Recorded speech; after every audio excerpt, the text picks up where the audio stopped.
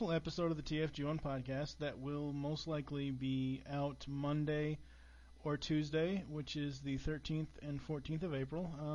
I woke up from a nap earlier this afternoon and said, hey, I don't actually know where This Week in Geek actually came from. So with me now at midnight is Mike the Birdman Dodd. Hello, Mike. Hey, Mike, how's it going? And to all you listeners out there in radio and podcast land. It's going good. Hopefully this recording can continue without any further issues, because we've already had one hang-up, not on either one of our parts. Skype dropped the call. Fucking eBay.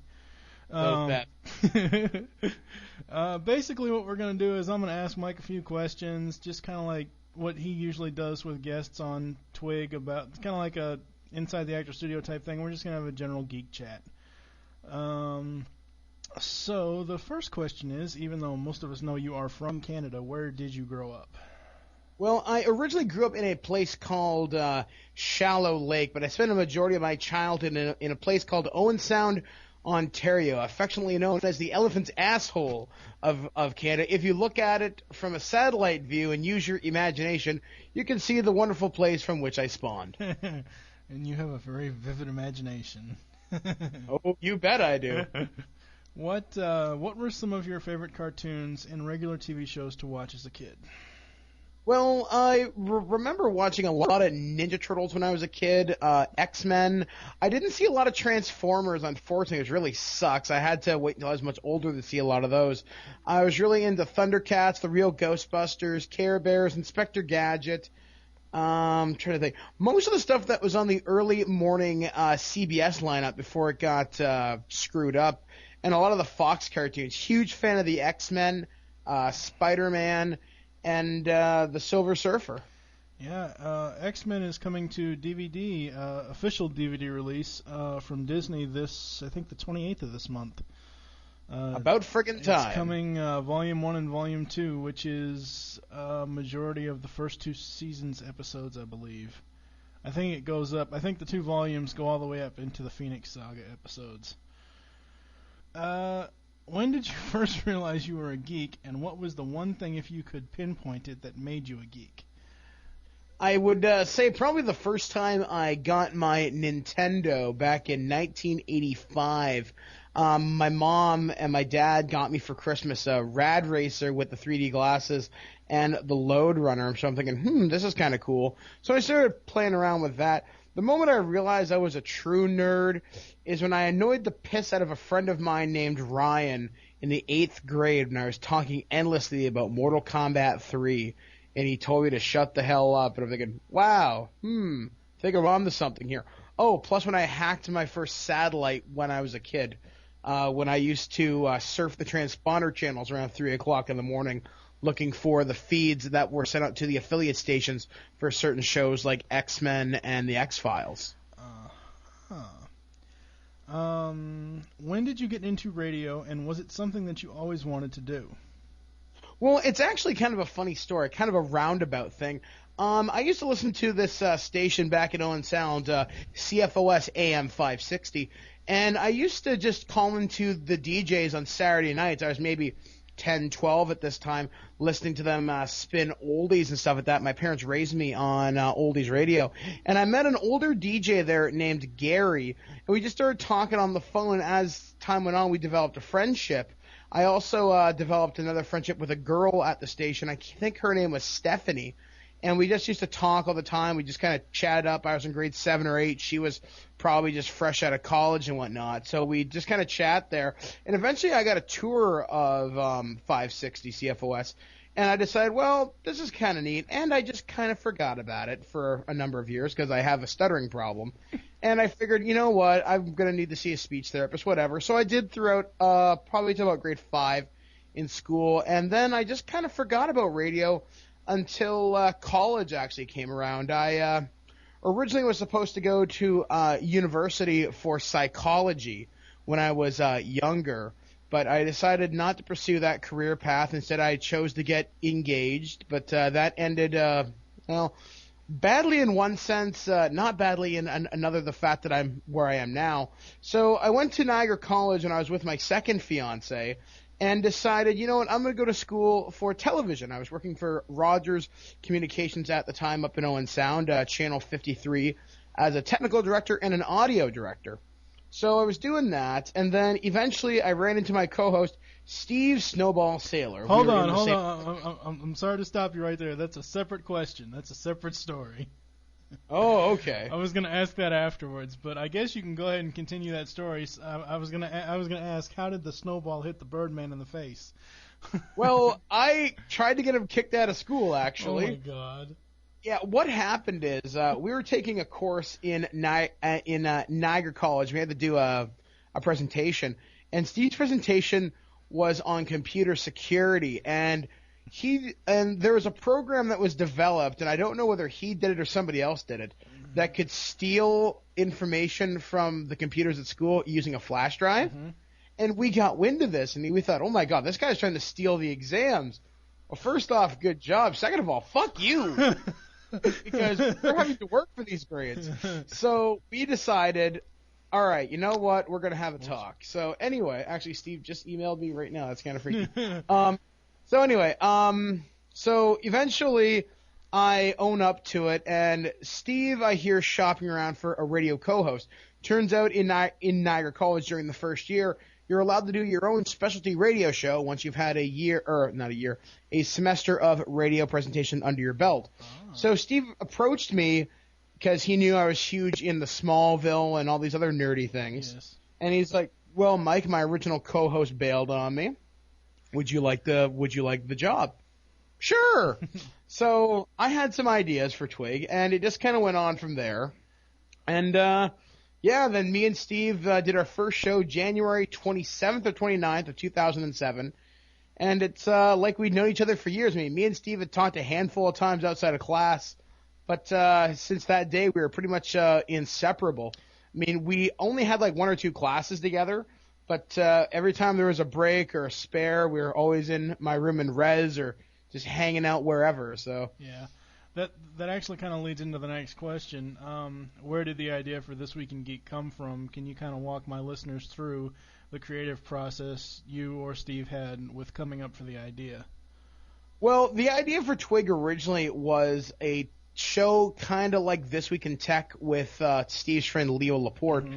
And then I decided, you know what, Steve? We don't have enough material. We're not experts in this field. So, you know what? Why don't we focus on more nerdy and geeky things? And he's like, okay, well, that's kind of cool.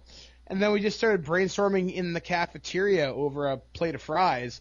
And we just started talking. And eventually the idea came to fruition. And we did a 5-minute demo of the show. And it worked out tremendously well. And then as the show progressed through the first season, things just started to evolve. I started to take more of an executive producer control, deciding in the segments, and then I started making press contacts because I figured, hey, you know what? We're technically legitimate media. We're on a radio station. We have a terrestrial broadcast wattage, so why don't we expand out and offer some real news? So I started contacting some video game companies and some DVD publishers to get review material, and then things just kind of, well, to pardon the phrase, snowballed from there. And then we started covering more events. We covered the Toronto FanX. We covered the Star Wars event in Welland for the 25th anniversary, or 30th anniversary, rather, sorry. We also did events. We actually raised some money in the first year for littlegeeks.org, which is an organization run by Butterscotch.com owner and technology journalist Andy Walker's charity foundation, which provides computers to children that don't have internet access. So as time went on, I basically took more and more control of the show, working with Steve to develop topics, ideas, segments. Then we started bringing in some of the other co-hosts onto the show, most notably Pierce Dirks and David Dennis, because Dave and Pierce were some of my best friends in college. I figured, well, you guys are pretty funny. You're creative, and we started working stuff out.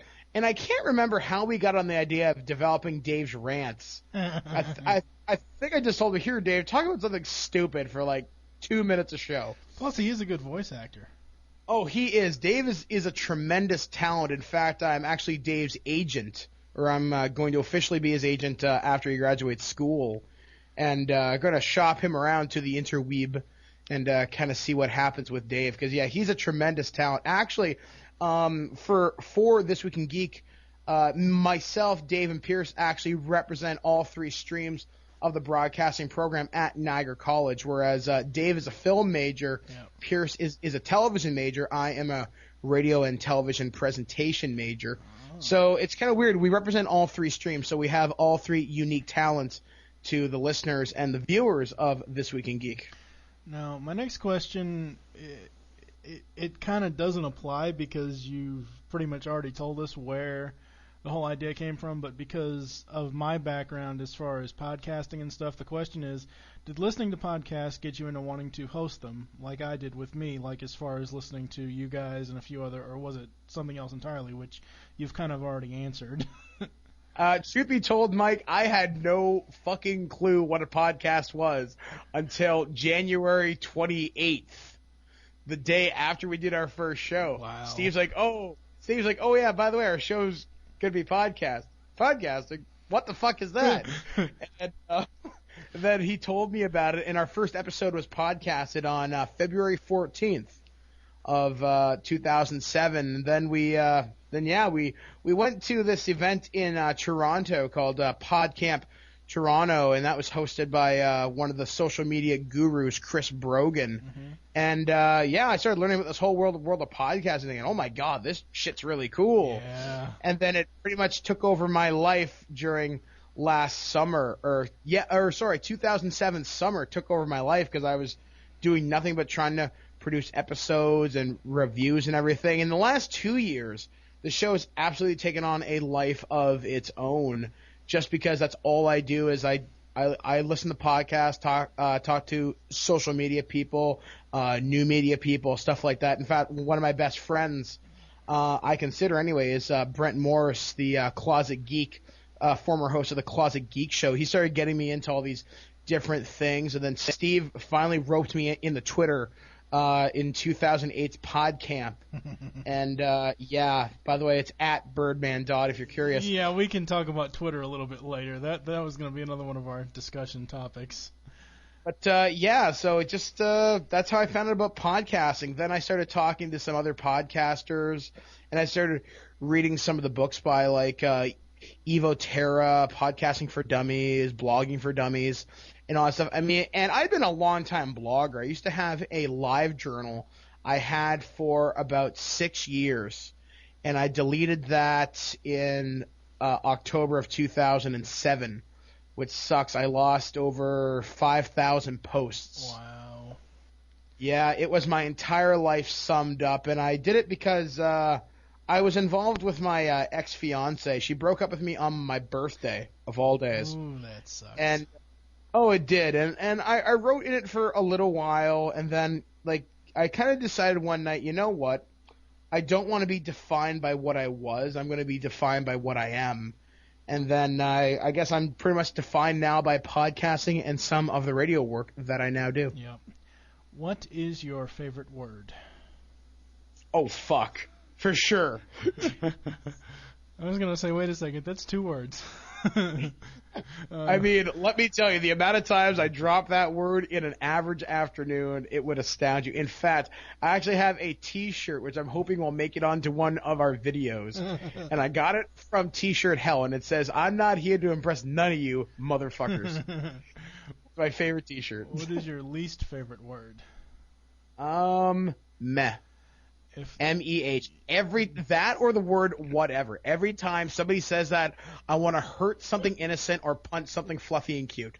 That to me is the lowest denominator of human intelligence. The only reason why I even use it is because of The Simpsons. That's the only reason why I ever use it. There was one scene in one show where Lisa, right? Yeah, well, it was Lisa that said it, but Homer was trying to get her and Bart to do something, and they both said meh, and Homer's like, what? She goes, M-E-H, meh. And just from seeing that episode, that's why I use it. I don't use it all the time, but I use it some of the time. One of my ex-girlfriends used to use that word so many times. It was literally maddening. I'm talking H.P. Lovecraft level of insanity. It's Oh my god, I hate that fucking word. Anyway, go on. Okay. If there was one place you could visit in the entire world, where would it be and why? I don't know. I'm trying to think here. Where would I want to go? Probably New York City or Los Angeles. You're As going to to why, LA, aren't you? I'm going to LA for the Electronic Arts Expo, but so I guess New York, probably just to go visit some friends, but mostly just to turn off my cell phone and wander around with my camera.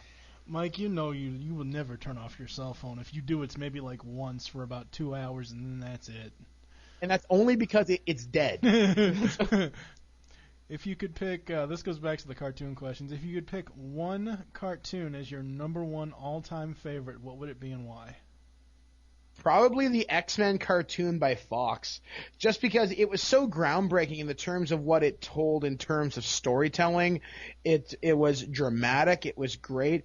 It never took itself like it was funny. Sure, there were funny moments, and occasionally there was a comedic episode, but the storytelling never wavered, and I always thought that was the beautiful part about Fox's X-Men, is that it never was afraid to have bad things happen. I mean, when Morph died, or came back in season 2 with Mr. Sinister, it was really cool, but when the episode I remember the most was the Days of Future Past series arc, and it was like two episodes. Yep. And that was just friggin' fantastic. And that's the thing that really made me realize that animation is a true storytelling art. Yeah. And that's probably my favorite cartoon of all time, was the X-Men animated series. Yeah, I can agree with that. And I think it has stood up over time, especially with them releasing the DVDs. I mean, at least we'll have it for all time. If you had to pick one number one all-time favorite TV show, this is not cartoons, TV show, what would it be and why? That's kind of a tough one, considering I have so many favorites now. Yes, we here at the TFG1 podcast ask hard-nosed questions. 24's definitely up there. All-time favorite. Buffy the Vampire Slayer is another one. I'm thinking here. Oh, man, Jesus. I'd say most recently, the show that's really got my attention and probably stands up there above all else for right now is Veronica Mars. That show is probably one of the smartest written shows I've ever come across. Kristen Bell was vastly underappreciated in that role, and Enrico Colantoni, who plays Keith Mars, Veronica's dad, was, I really think, underappreciated. Should he have received an Emmy of some kind? You know what? Maybe. Yeah. Because he had some really good roles in there.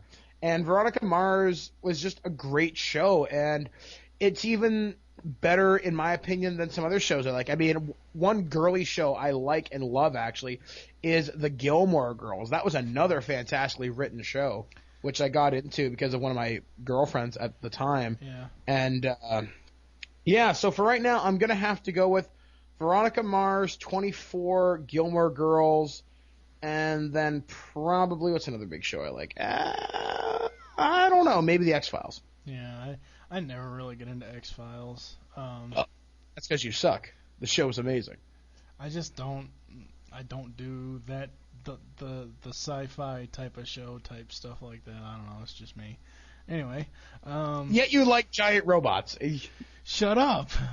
There's a big difference between giant robots and bleeding green spewing aliens. You fool! They could bleed green. The Quintessons bleed green. That's right. That's a topic for an entirely different interview. Right. Now, I have not read comics myself since I was probably about 14 or 15. I had wrote down a question here. What are some of your favorite comics? Some of my favorite comics. It's actually kind of weird. I've been floating in and out of comics for years. I'd say the comic I liked the most was the Dreamwave run of the Transformers comics. That really got me back into it. I actually went so far as to get all the variant covers for every issue almost ever published. I'm missing maybe 3 or 4 issues. I'd say, yeah, definitely that one. The G.I. Joe Declassified series on Snake Eyes, I think that was Dreamwave, was yet another series of comics I loved. they're not tied to any one publisher that I can remember. I think it's Nightmare Press, but I'm not 100% sure. It was the series of comics based on Freddy, Jason, and Leatherface. Love those. Love horror comics.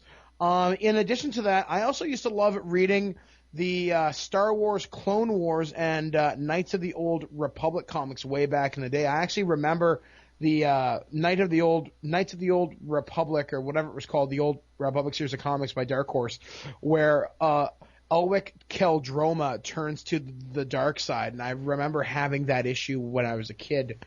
And trying to think of another comic that really, really, really liked. I liked the McFarlane run on Spider-Man. I remember seeing issue 300, which introduced Venom in stores when I was a kid. Stupidly, I didn't pick it up.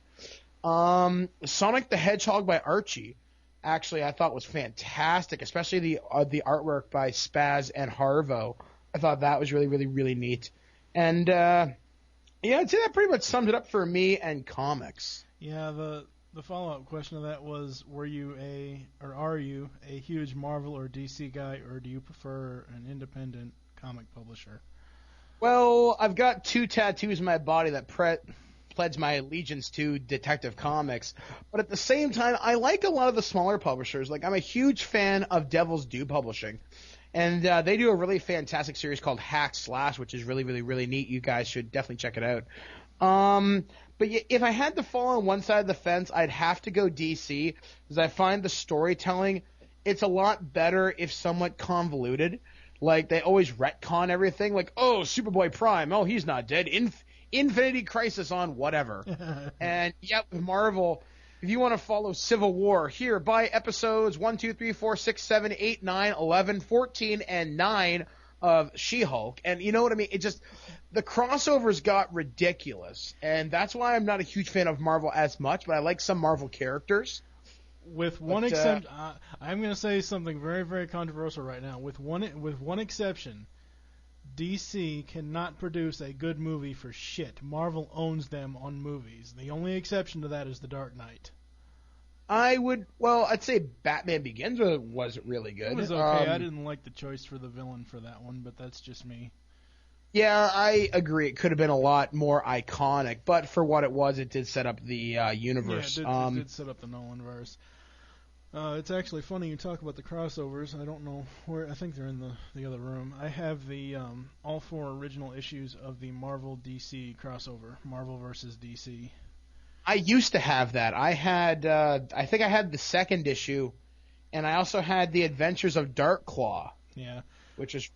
I think between those comics and the comic that I got with my BotCon 2008 set last year, those are the only comics I own right now.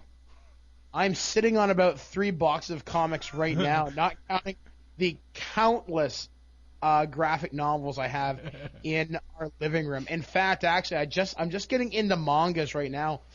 We just did a special on This Week in Geek on 20th Century Fox's Dragon Ball Evolution, and Viz Media, the guys that do the Pokemon, Bleach, and all them, sent us some of the Dragon Ball mangas, and I'm really, really digging those right now. That's cool. Who is your favorite actor or actress? Wow, that's a toughie. Well, I'm not saying you have to like pick a definite. I mean, just like ones that I favor. Yeah. I'm really a huge fan of Kristen Bell. Like, ever since seeing Veronica Mars, that was absolutely just wow. Stalker. Oh, like you wouldn't believe. Another one of my favorites is, she's a little lesser known, but yeah, you know her from the Sarah Connor Chronicles. Levin Rambin, she played the character of Riley Dawson. I really, really like her, actually. And I really think she's going to do some fantastic things in, like, Hollywood. I really, really think so. As for actors, I would definitely say I'm a huge fan of Carlos Bernard. He plays Tony Almeida on 24. Kiefer Sutherland, Jack Bauer, clearly. Mm-hmm. I'm trying to think of another character. I really like Frank Welker. Dean Haglund.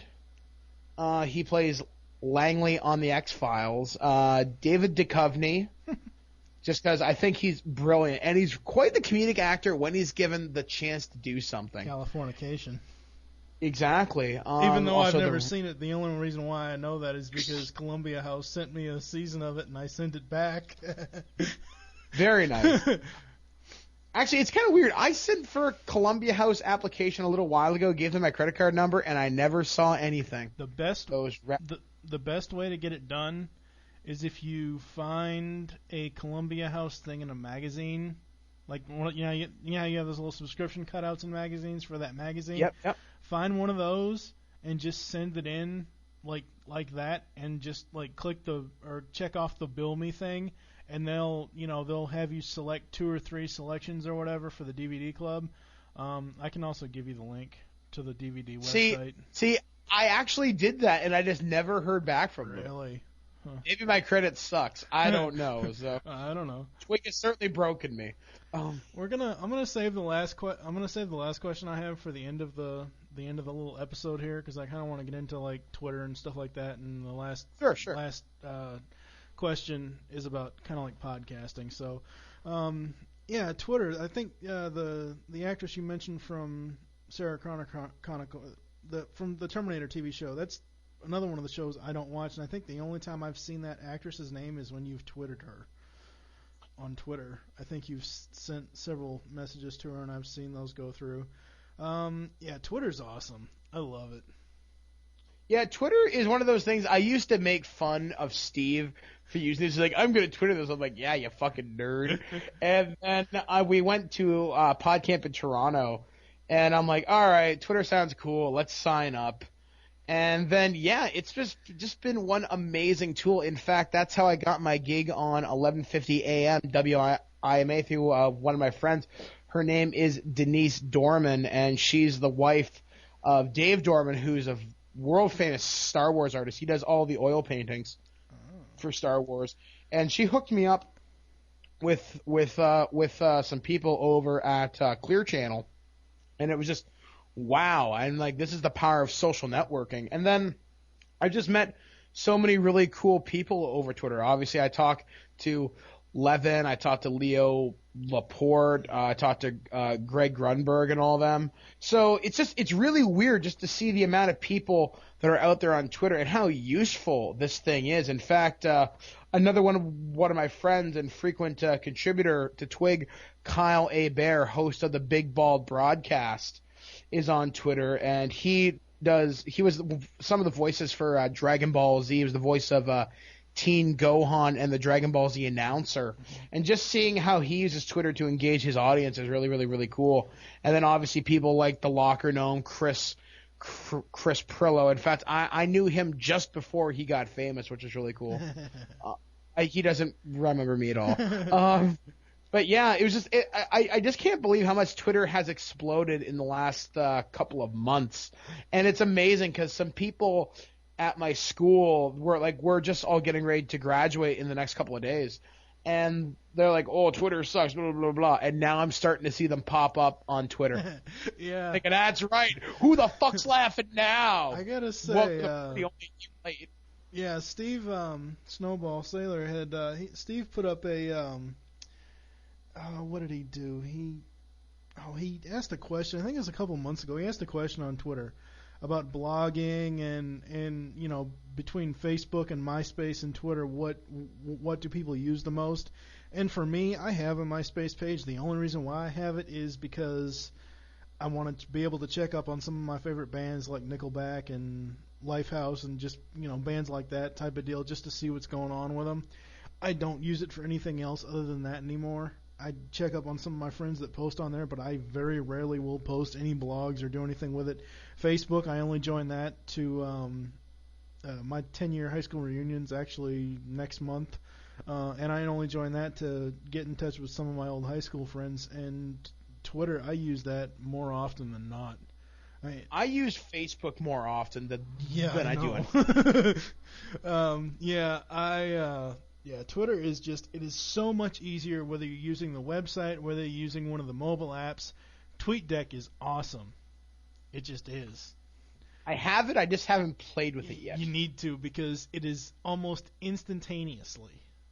It's not like if you're on Twitter.com and you say, at Steve Saylor, email me, whatever, update, and then you have to refresh to see if he's replied to that message.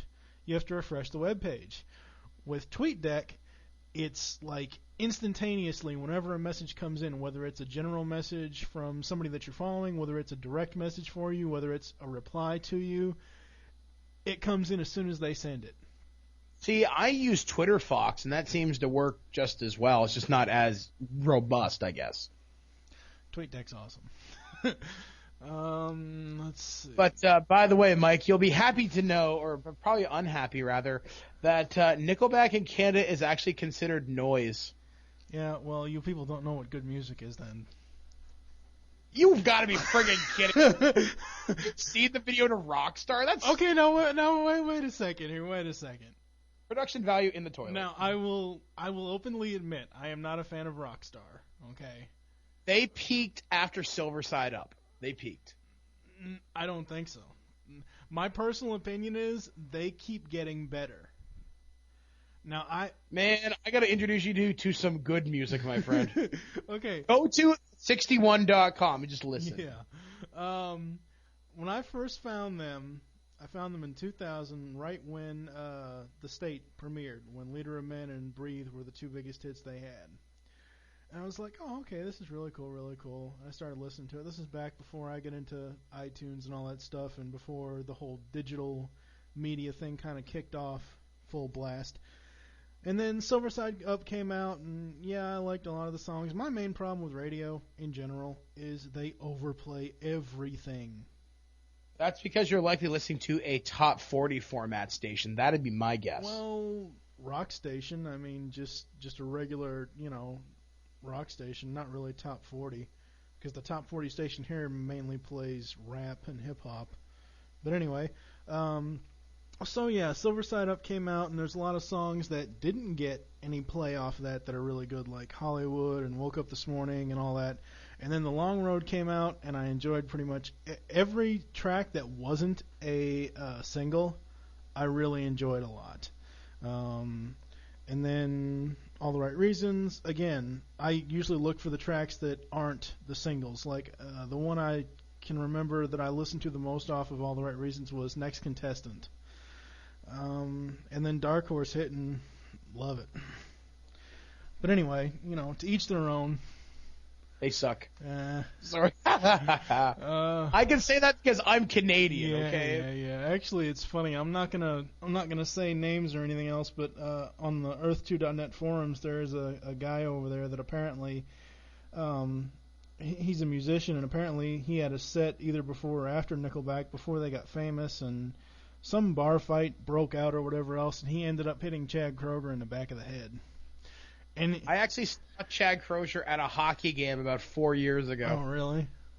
Yep, he was sitting up in the press boxes. I was at an Ottawa 67s game. Mm-hmm. There's been a lot of speculation, because I started a 24 thread over at Earth2.net, and there's been a lot of speculation as far as this season where Jack might end up, where the show might end up if Sutherland does not come back.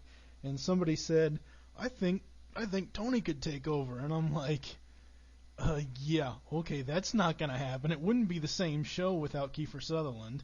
It would totally tank if it didn't have him. I don't think so, because there were rumors that Tony Almeida was going to get his own spinoff for a while there. And the thing is, Jack Bauer's already signed on for an 8th season. He'll be back. Oh, yeah, and I'm sure. And I think it was about a month ago, I kept, for a solid week, I kept asking the question, and nobody answered it. I am surprised. I kept asking the question on Twitter. In a fight, who would win, Jack Bauer or Vic Mackey? Who the fuck is that? Vic Mackey from The Shield. Oh, well, Jack Bauer, because he's Jack Bauer. You're just a Jack Bauer stalker, that's all it is. Jack Bauer can kill God, okay? You might not want to say that standing so close to a lightning rod. Jack Bauer will own you. Jack Bauer's the only man on Earth that can simultaneously kick the ever-living shit out of Chuck Norris and Jean-Claude Van Damme. God's most two perfect creations. Jack Bauer created God, okay? Oh, Lord. You're really opening stuff up now, Mike. Oh, jeez. Oh, yeah. Okay. In Jack Trust. I think we're going to wrap this up with my last question. If you could give any advice on podcasting, what would it be, and what would you tell a potential podcaster to start with? Lots of naked chicks. However, alternatively, my real advice is make sure you have the right training behind you. Passion will take you far. Passion will lead you to education. But I think the best thing about podcasting is if you have a formal radio background, it can be tremendously helpful to you. And don't be afraid to try for really big interviews. I mean, sometimes you get tremendously lucky. And if you have a little bit of radio background to yourself, you can offer your audio skills up to radio stations much like I have, and that opens up a whole new set of doors and credentials that you can use to help promote your podcast, promote yourself, and develop as a radio professional. But in terms of podcasting, content has to be good. Content has to be consistent. That's why on Twig we have something come out literally every other day or every 2 days. There has to be something out because it keeps people engaged. Some people say it's information overload, but that depends. I mean, you're delivering content on demand. It's not overload if they're choosing when to listen to it. Exactly. And if it's a thing of like for example, I can go through the episodes I have of Twig that are on my iTunes because there are some that I just don't listen to because I may not like the topic or just I don't know. But like the best example I can give you is the Disney Afternoon one. As soon as I saw it download, I'm like, wow, they're doing something really cool. And I listened to it, and a friend of mine on Twitter, Atryon84, actually listened to it, and it actually inspired him. He wants to start his own podcast, which he and I are probably going to do it together. It is going to be called Tooncast. And we are going to sit down and review one cartoon show or series each week. And that'll be coming, I don't know when, at some point. I missed a question. Where is it? Holy crap, I can't even find it now. We all know you're a huge Transformers fan. Where did that fandom start for you? Actually, it's kind of funny. My friend Ryan, not the same Ryan that told me to shut the fuck up, but a different Ryan. We were watching YTV in Canada one night, and we saw this space battle on TV. We're like, what the hell is this? And it turns out it was Beast Wars. So I started getting into that with Ryan, and he would tape the shows for me off of YTV, and I'd watch them when he was done with them. And, yeah, that reignited my whole Transformers fandom. Then I found the movie really cheap in, like, a store, and I bought it. Yep. I'd say my fandom really came alive when the alternators came out. And I collected almost all of them. I'm missing, like, maybe 5 or 6 of them. And that really got me back into the fandom. And then I guess I got more into it as the Michael Bay movie got closer and closer. And then when I got my Transformers tattoo, it was just, you know what, you're a Transformers fanboy, just live with it. And I'm going to ask what is it, but I'm not going to ask where is it. Oh, it's the Autobot logo, and it's on my left bicep right below Superman. Okay. I'm also going to get the Decepticobra symbol. I just don't know where yet. Because that's just friggin' badass. Oh, that's too funny. All right, do you have any parting words of wisdom or any weird or strange geek stories that you want to share with us? Trying to think here. Where do I even start here? I guess words of wisdom is don't ever give up. If someone says you're not going to be a success, give them the finger, punch them in the face, and prove them wrong. Because you know what? Everybody who laughed at me at Niagara is regretting it now. Yeah, I bet they are. You would be surprised, Mike, how many times I have people emailing me going, oh, my God, Mike, what do I do? I need help. But the thing is, the most important thing is don't be a dick. Like Will Wheaton said, don't be a dick. But the most, like, when you communicate with people that maybe laughed at you for being a podcast or laugh at you for being a nerd, be very gracious with them because it means you're the better person. Now, that's not a superiority complex thing, not at all. It's you being gracious in light of what's happened.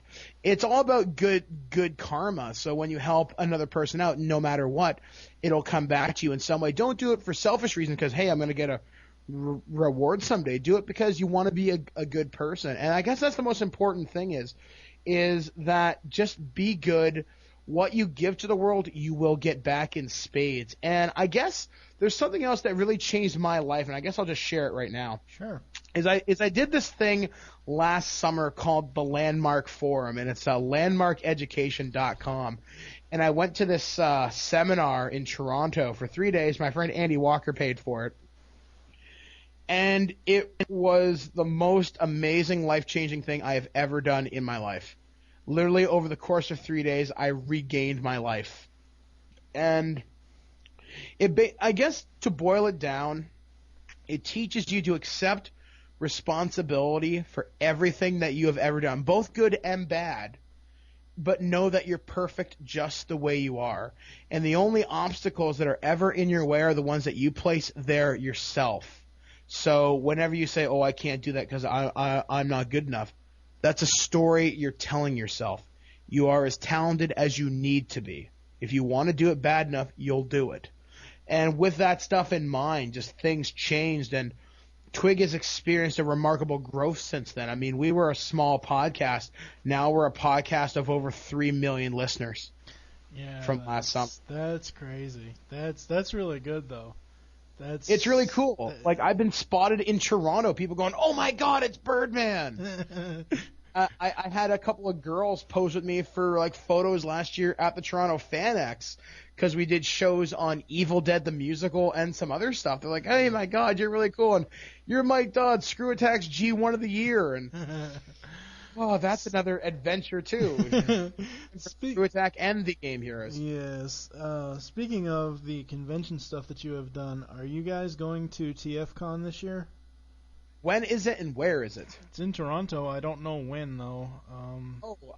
It depends. If it's the same weekend as like Anime North, probably not. Okay. I would like to go this year because I have the voice of Generation 1 Bumblebee there. Yes.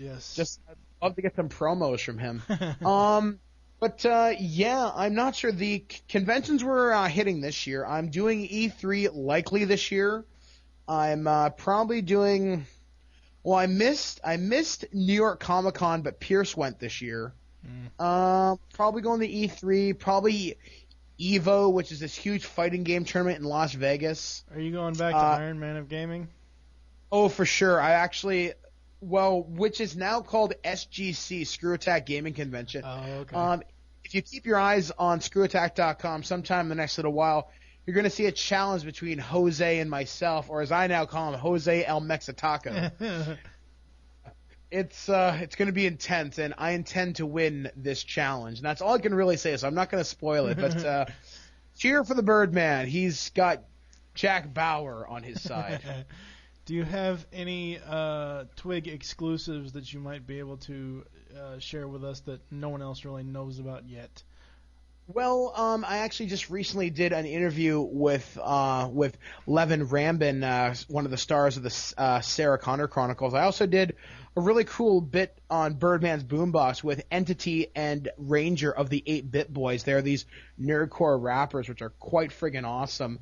In addition to that, we're just working on a really bunch of really exciting shows. I'm hoping to get some more really big guests on the show. And in fact, there may be a video I'm going to be in a couple of weeks that might feature some rather big internet stars. We're filming it in Chicago on Monday, so cool. That's all I can really tell you. It'll be pretty amazing. All I can say, he's going to take you back to the past, and he remembers it, so you don't have to. That's all I can say. But other than that, I think I know who it is. It'll be pretty friggin' awesome. So hopefully I'll be there with one of my motherfucker T-shirts.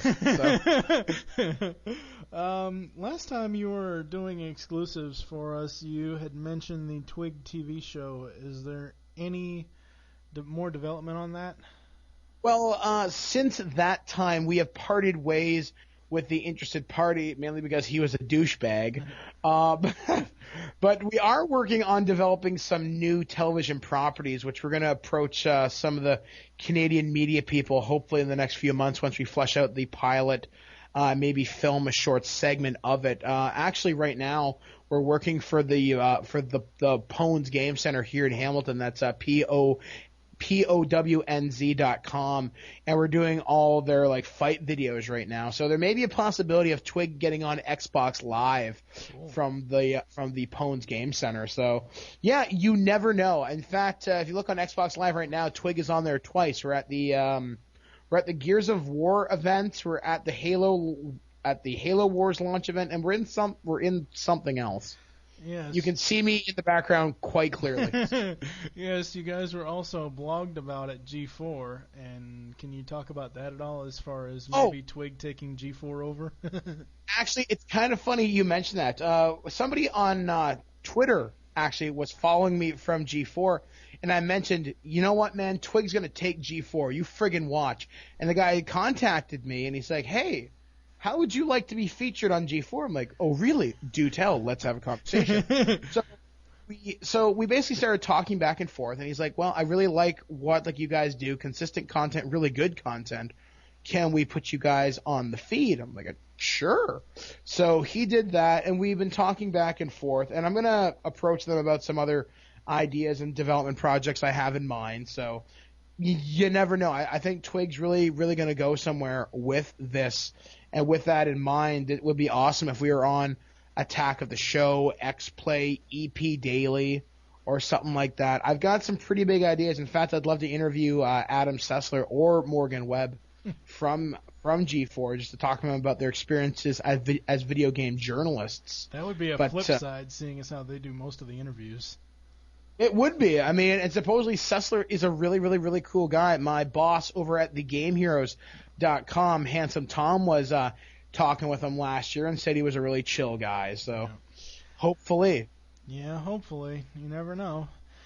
Exactly. So, right now, Twig is pretty much just getting bigger and bigger and bigger. You can hear me on 11:50 a.m. WIMA on the Mike Miller Morning Show. We're on ScrewAttack.com, thegameheroes.com. And pretty much we're all over the net in some capacity. I know Steve's doing some blogging for TechStartups.com. I think that's the name of the website. Yep. He's also doing Jump the Shark, which finally premiered. Yeah, which sucks because we lost 2 of our episodes, which we recorded prior, which means we just have to rework them now that those shows are later in their respective seasons. But yeah, so I'm really, really, really happy Steve's doing that. So Steve does that. Dave is going to be doing more fan service stuff, more interviews in the next little while. We're actually talking about a new Twig audio drama, very similar to the Wrong Guy, Wrong Time thing that we did last year. So which was one of our technical marvels. Like I said, I really wish we'd won an award for that one at our school, but it came down to politics, in my opinion. But I'm not a sore loser. The best person won, so whatever. So yeah, I guess that's really about it. Oh, and Stefan the Skunk Pelche, well, he's just kind of there. We're hoping to get him more involved in some stuff. In fact, I was very happy he was my co-host on the most recent episode of the Dragon Ball thing. Dragon Ball. I was going to say, Pierce has been the one that's kind of disappeared for a while. It's like y'all sent him to Saskatchewan or something. No, Pierce has been tremendously busy with the Bloor Street Cinema in Toronto. In fact, all the really good-looking videos on YouTube involving the Bloor Street Cinema have been Pierce. And he's been working with director Edgar Wright, who did Shaun of the Dead and Hot Fuzz, and is right now doing Scott Pilgrim Takes Over the World in Toronto. So hopefully some cool things will come out of that for Pierce. But he's just been working with all of them. They were doing this Right Stuff Film Festival in Toronto. In fact, tonight they're doing David Cronenberg's, I think it's The Brood, or Last Night. I can't remember which like one it is. And something else there. It's the Bloor Double Bill. So that's what he's been doing. He's just been really, really, really busy. Me and him still do TraumaCast for Trauma Entertainment, but Uncle Lloyd's terribly busy, and so are we. So we're hoping to do more TraumaCast stuff. I think the next episode is Sergeant Kabuki Man, NYPD, or Redneck Zombies. I'm not too sure. Well, I'd like to thank you for joining me, Mike. I'm just going to go over some of the stuff that's going on with me before we close this out. Let's see. TFG1 podcast is up to... Steve and I are going to be recording episode 13 in about 4 hours. Let's see. I've actually had amazing response to TFG1. It's actually surprising. I know a few of the people that are over at earth2.net, where I first asked for feedback for the podcast about starting it up and stuff. A few of them listen that are overseas. I actually had one guy from Japan Twitter me the other day about it, so I've kind of gone worldwide with that. Steve and I are SCP-21, or at SCP-21 on Twitter. He and I are still doing all things Transformers. We are going to be starting up at the end of this year the Beast Unleashed podcast, which is a review series for Beast Wars and Beast Machines. Let's see, what else are we going to be doing? The M-Wire Movie Week in Review is going to start July 11th, and I think, hopefully, if I can nail him down to the floor, I am going to have Steve Snowball Saylor on that with us, because the premiere episode of M-Wire will be Back to the Future. And seeing as how you all recorded yours while Steve was in class, he can at least get his thoughts out on ours. Are you still there? Oh, yeah, okay. Sorry, I reading stuff, that's all. Okay, I was going to say, wait, did he hang up again? Oh, shit. Yeah, and then I had already mentioned Tooncast. That'll be coming out, I don't know exactly when, because I have to talk to my buddy about that. So, yeah, there's a lot going on for me as well. So, I think we're going to close this out. That is all for this episode of the TFG1 podcast. Join Steve and I next time when we will be reviewing 5 more episodes from Transformers Generation 1 Season 2, those being The Key to Vector Sigma Parts 1 and 2, Aerial Assault, War Dawn, where we will meet Orion Pax, and let's see if anybody knows who Orion Pax is, and Trans-Europe Express, which is basically just the Autobot run in Europe. So thank you for joining me on the TFG1 podcast. There are 4 ways to get in touch with me or leave feedback for the podcast. The first is you can visit the PredaconEmpire.com forums and get all of your Transformers discussion topics there. The second is that you can follow me on Twitter. My Twitter name on there is TFG1 Podcast, as well as you can follow Mike, which his is at BirdmanDodd. The third is you can visit the earth2.net forums. I have a thread over there under the banter section for the podcast. And the fourth is the email address, which is tfg1podcast@gmail.com. In the immortal words of Optimus Prime, transform and roll out, and thank you for listening. Yippee-ki-yay, motherfuckers! Good night, folks. Start this over. Okay, and we are recording now, finally. This is the second segment of the TFG1 interviews, where I interview the major co-hosts, even though, no disrespect to the other guys, the major co-hosts of Twig. Mike the Birdman Dodd was in the earlier clip, and now I have, hopefully, Steve Snowball Saylor. Hey, how's it going? It's going. I'm about ready to throw this computer out the fucking window. Oh yeah, and I hear you. And Steve, don't be bashful about cursing, because my podcast is tagged explicit. So. Oh well, that's right. So we all know that you're from Canada. Where exactly did you grow up? I grew up in a city in the Niagara Peninsula called St. Catharines, Ontario, and Ontario's a province, not the city. But the thing is, what's cool about St. Catharines is its claim to fame is the school that you see in the movie A Christmas Story. Where the kid wants the Red Ryder BB gun for Christmas. Yep. Yeah, that school is in St. Catharines.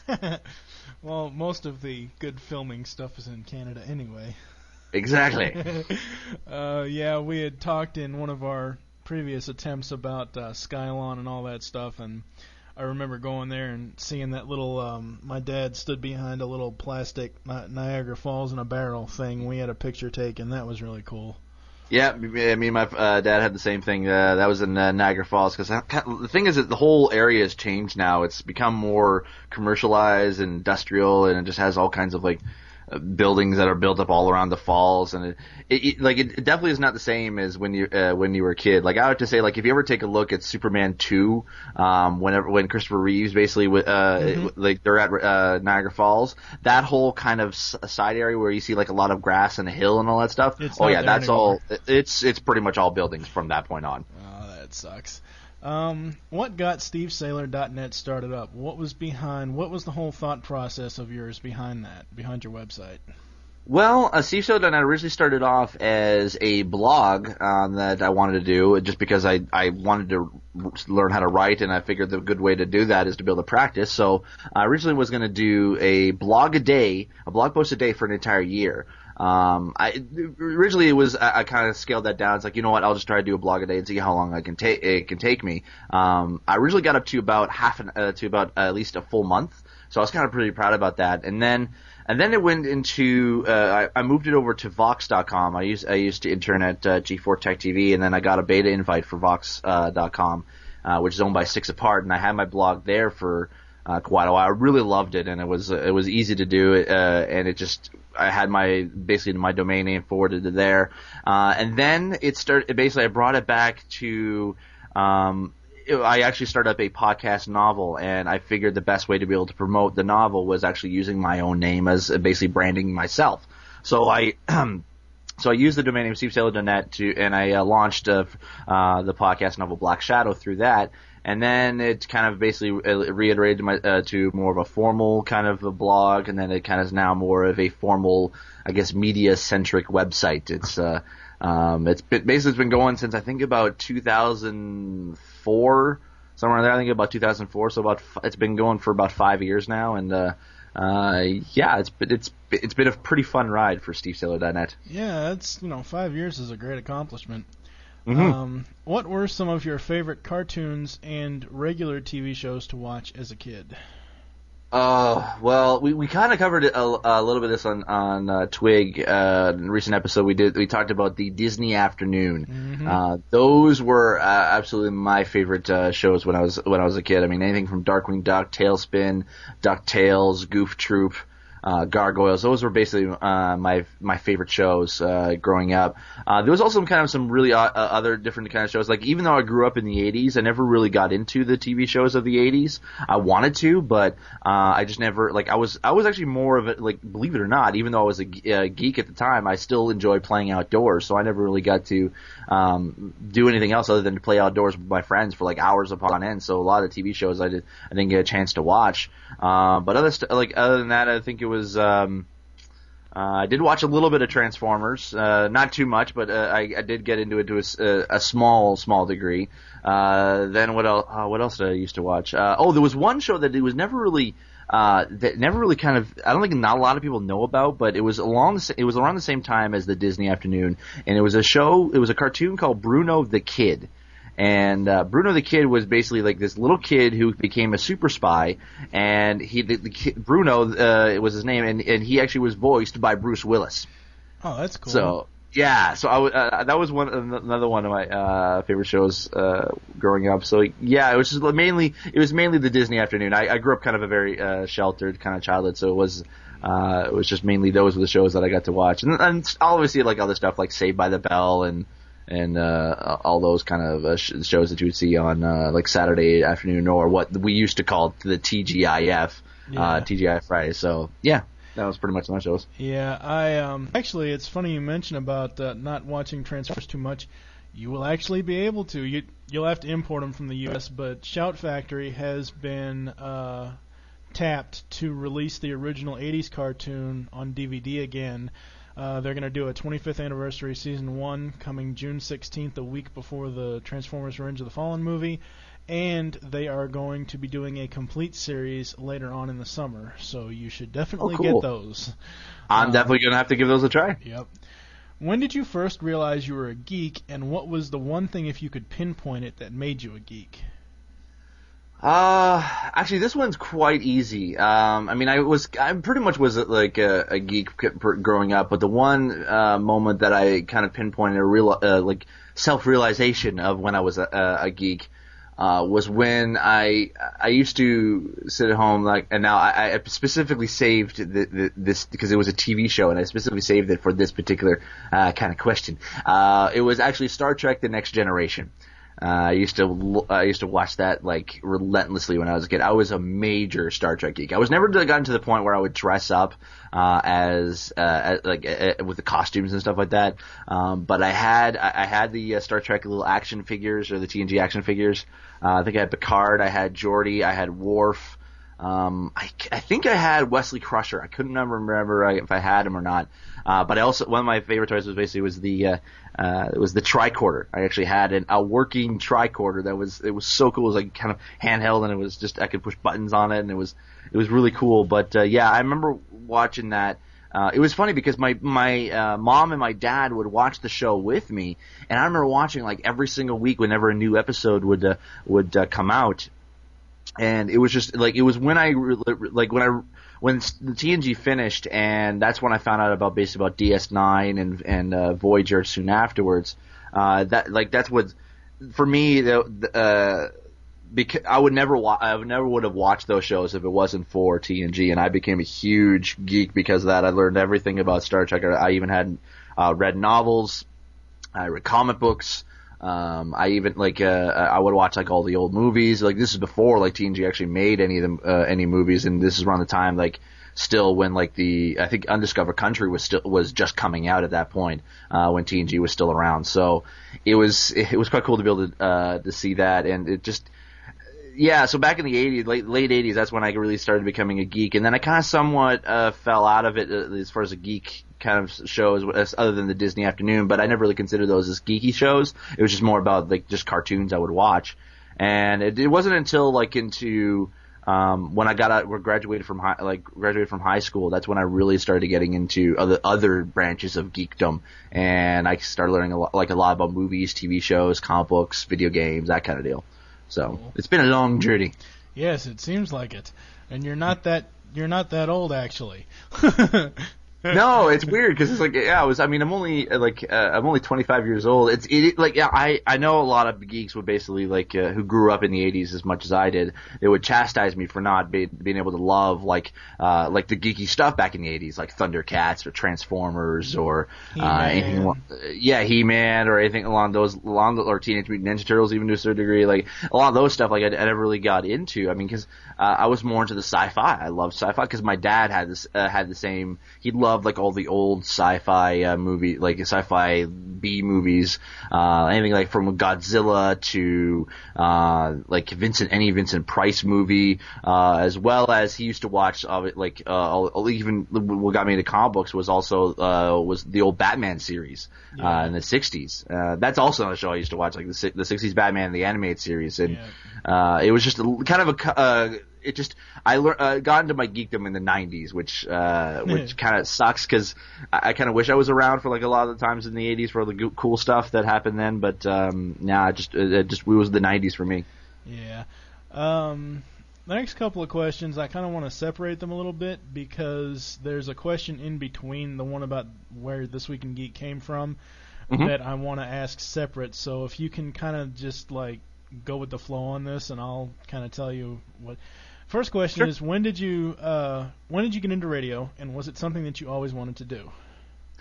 I originally didn't want to do radio. I was never really. I mean, I kind of had like in the back of my mind one of those things. It was I would love to be able to someday maybe be a radio DJ, and it just was never grew anything more than just that.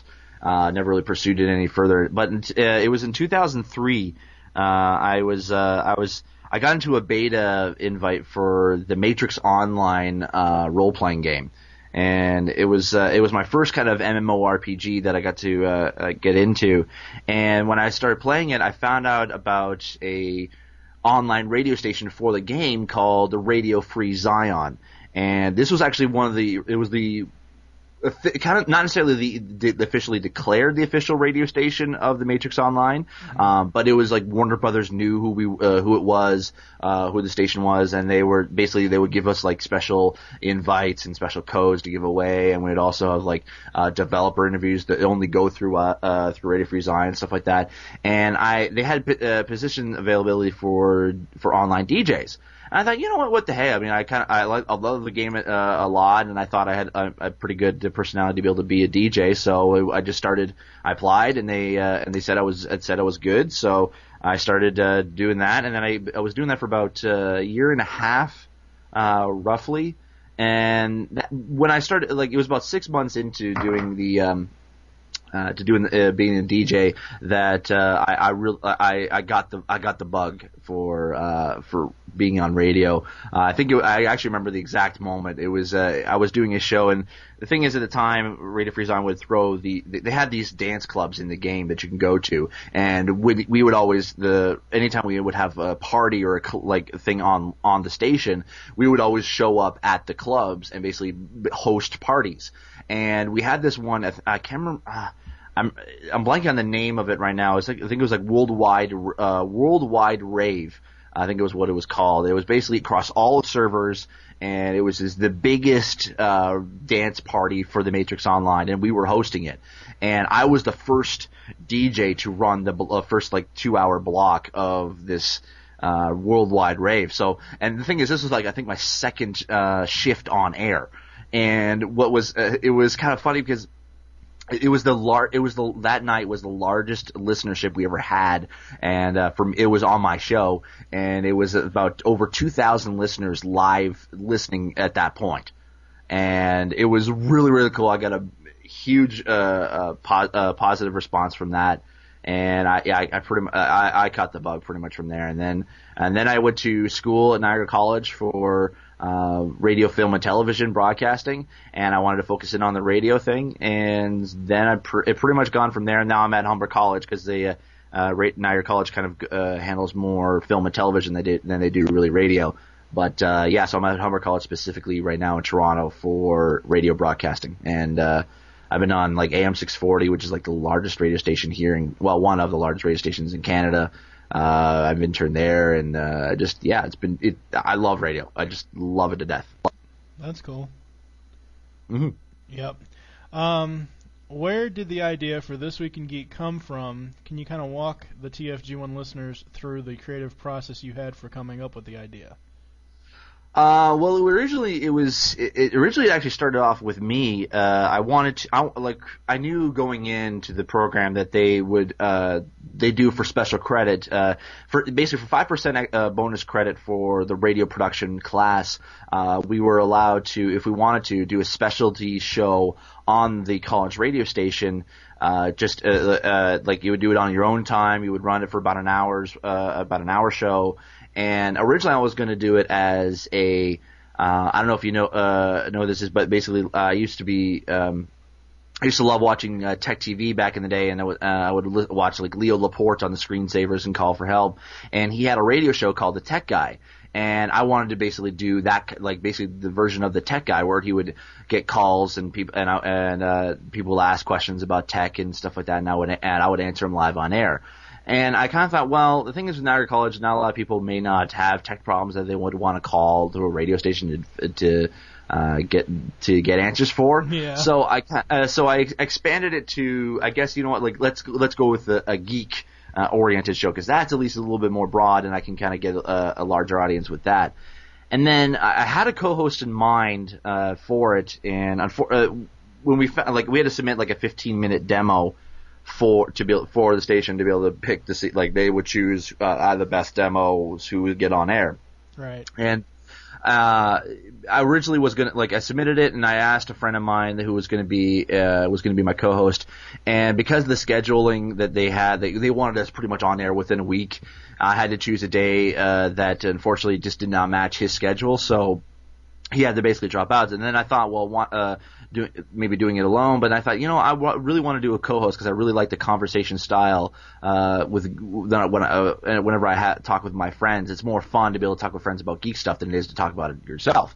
So I knew Mike Dodd. I was going to ask him to be a guest co-host on the show. I wanted to have him on as basically a comic book expert. I wanted to have experts on the show of comic books, video games, movies, that kind of thing. Mm-hmm. And then I would just kind of conduct an interview style format. Right. And so I knew, and Mike said he was interested in being the comic book expert.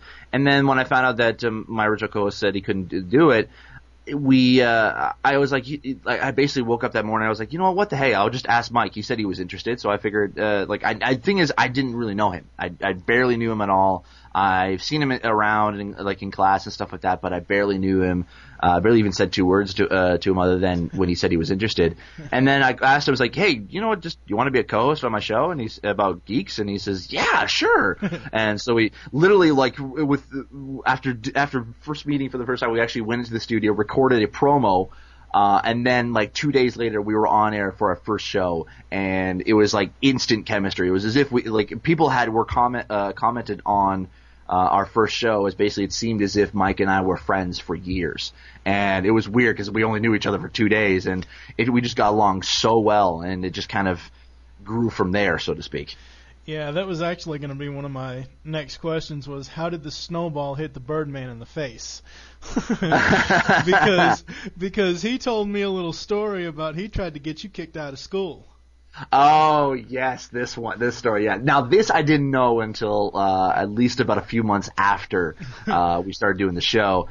It was it was kind of fun. We had to do this project I think it was a broadcast journalism class where we had to take a news story and we had to basically not necessarily report on it, but kind of give our own perspective on the story, like tell what the story is, and ask get questions about, like, to kind of lead a discussion in the class for this news story. Right. And there was one particular news story. It was for Brock University, which is the local university in St. Catharines, and it was a hacker had hacked into their system and stole 250 credit card numbers.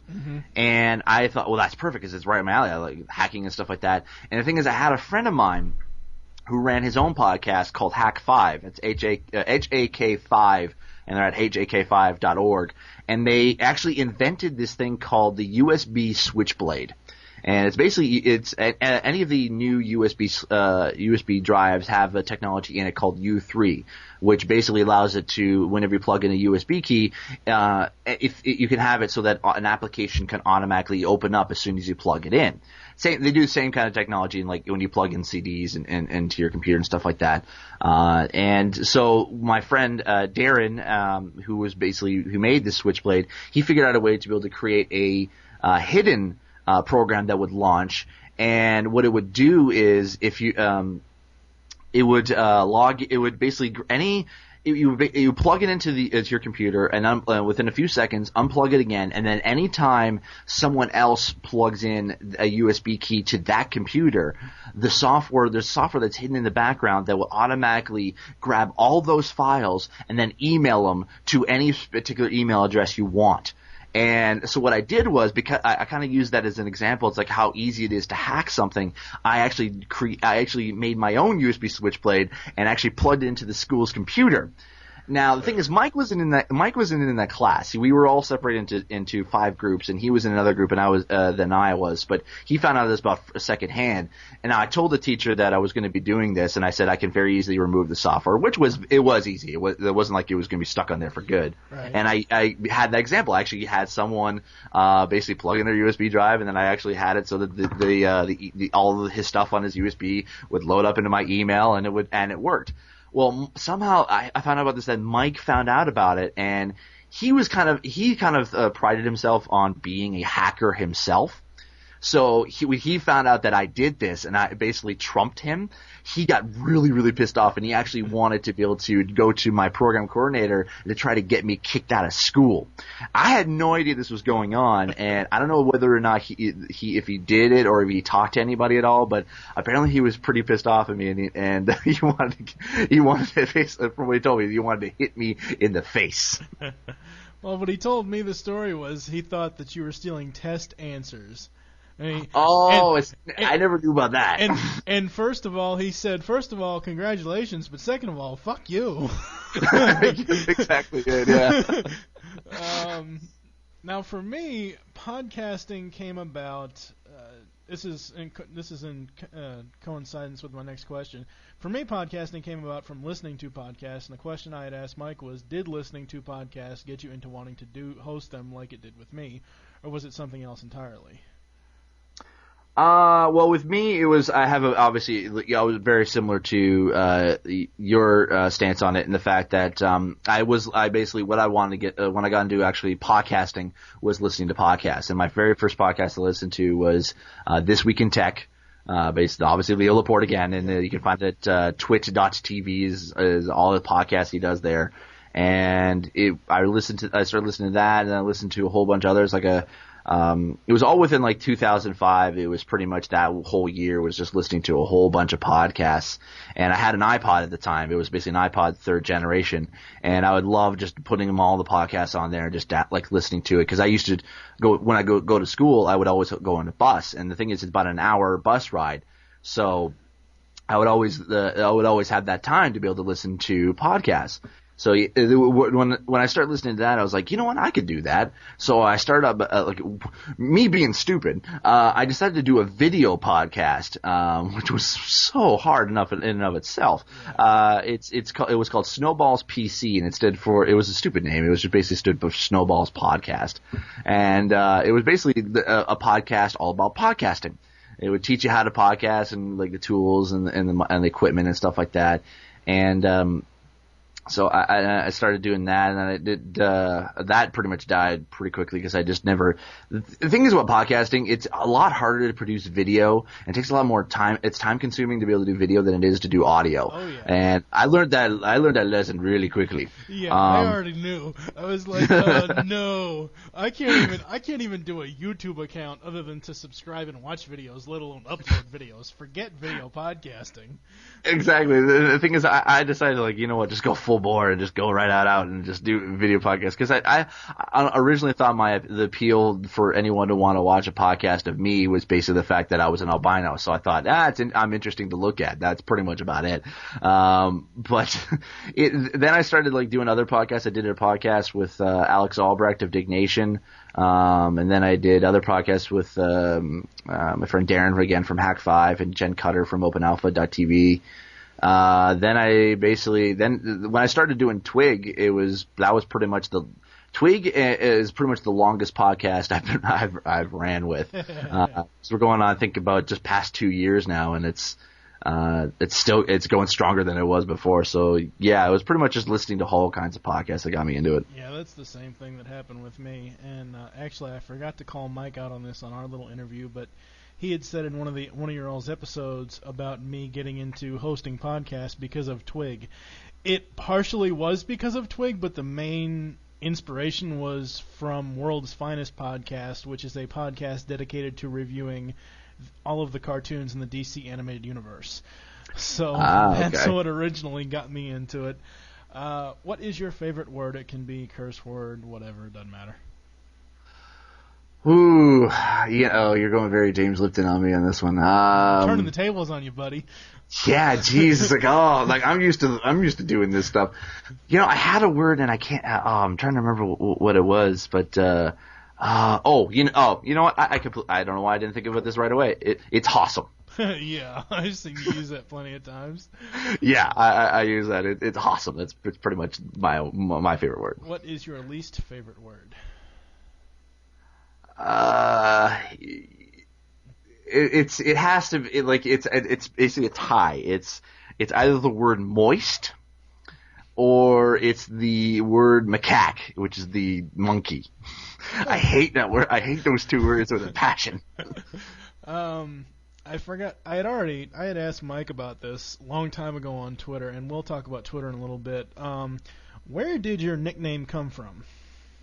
Oh, well, my nickname Snowball started off with, I'm not gonna lie, I was picked on, probably like a lot of geeks out there, I was picked on a lot when I was in school, mainly because I was an albino, I had really thick glasses, I wasn't exactly one of the cool kids, and I was getting sick and tired of people calling me names like albino or whitey or, snowflake or anything along those lines, and I don't know why at the time I was really pissed off about anyone calling me the word albino. Now it's that's pretty much my thing is me calling myself an albino.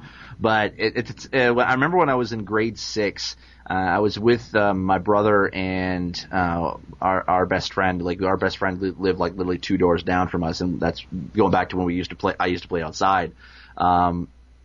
Basically, at the time, I was like, you know what? I'm getting sick and tired of getting called all these names. I just want to I want to like create a name that I can actually be okay with, and I could actually say like, okay, you can call me this if you want to call me anything, and I'll be all right with it. And so it was a whole bunch of names that we came up with. It was like somewhere like Snowman or like once again Snowflake or just along those lines. And then someone basically thought Snowball.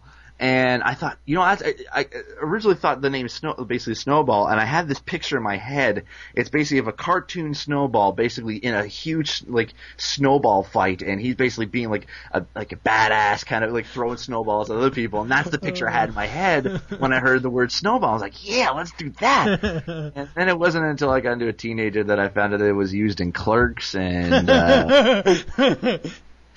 Let's just say, actually, funny story. Side note. Kevin Smith actually came to Toronto just recently.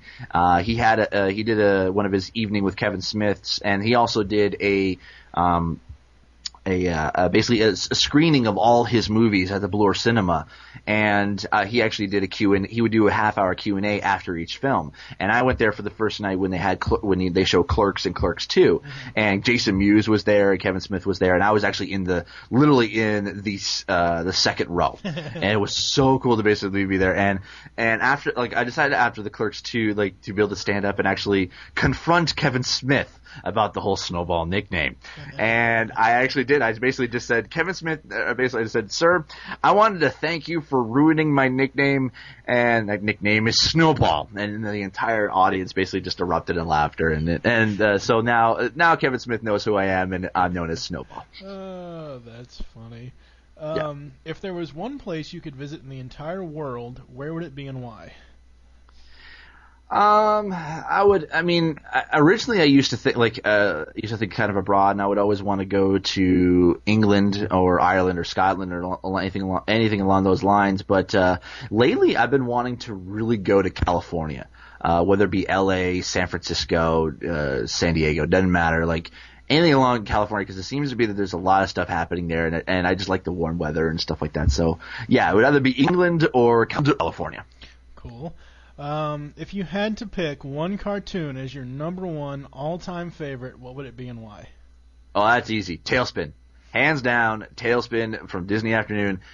There's so much going on with that show. It was they never dumbed it down for kids. The storylines were not like like a lot of cartoons back in that day was like it had like the moral of the day is that kind of, and it was always that kind of an episode. But with Tailspin, it was different. It was kind of along the lines of like Indiana Jones, and it had like a lot of adventure and action and comedy and drama, and it was really, really cool. And that hands down, like I have to say that Tailspin just really squeaks by Darkwing Duck in that respect. Cause I mean, they both were high up there on my list, but I have to say if I had to put them in order, it'd be Tailspin and Darkwing Duck. Yeah.